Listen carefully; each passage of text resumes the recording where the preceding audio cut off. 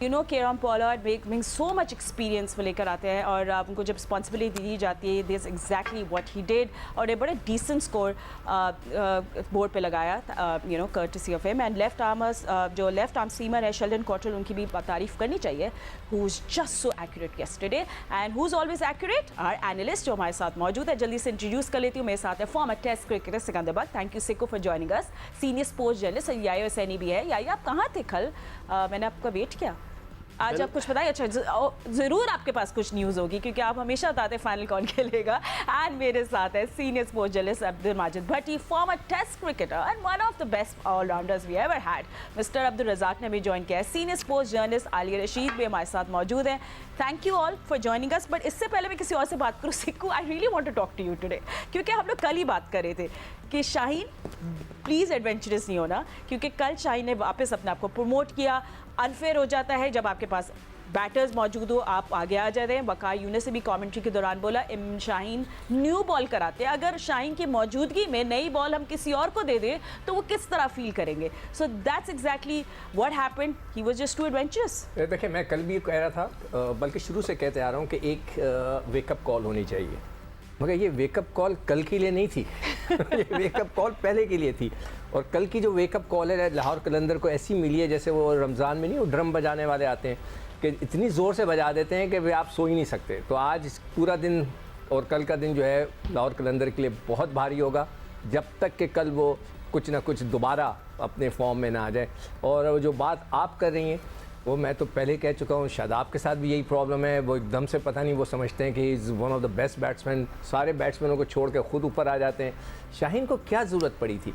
आपके पास नीचे रज़ा भी था, उनके दूसरे प्लेयर भी थे, सिकंदर रज़ा भी था, दूसरे प्लेयर थे। आप बैटिंग करने क्यों आए?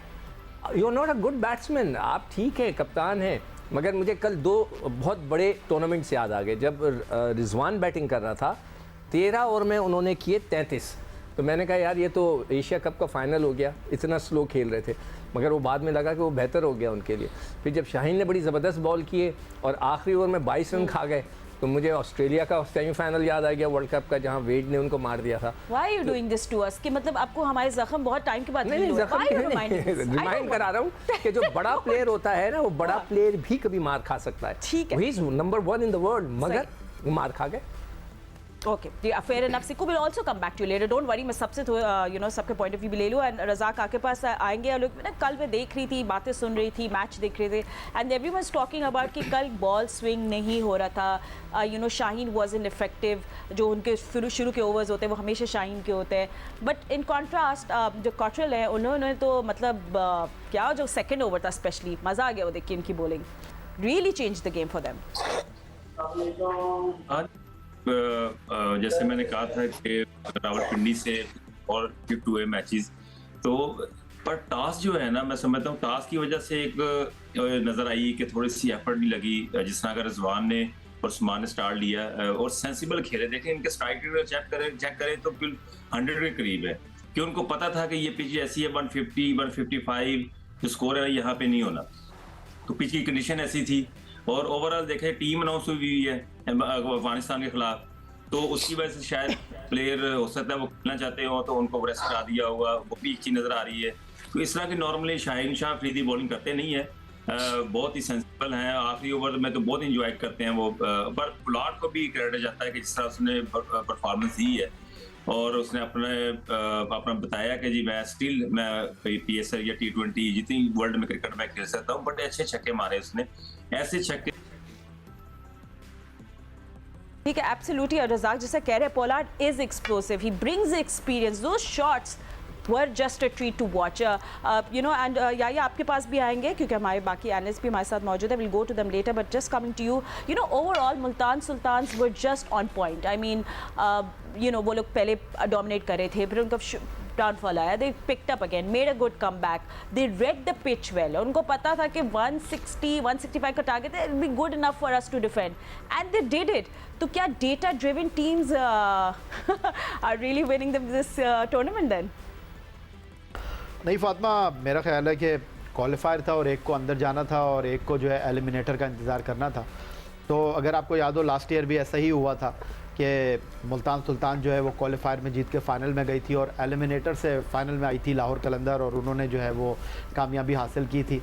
तो कोई शक नहीं है इसमें कि कल वो पिच नहीं थी जिसके ऊपर रन्स करना इतना आसान हो, और स्ट्रगल किया लाहौर कलंदर की टीम ने। और सबको ये बात मानना चाहिए कि एज़ कंपेयर उनकी बैटिंग जो है वो बॉलिंग के मुकाबले में कुछ इतनी अच्छी नहीं है।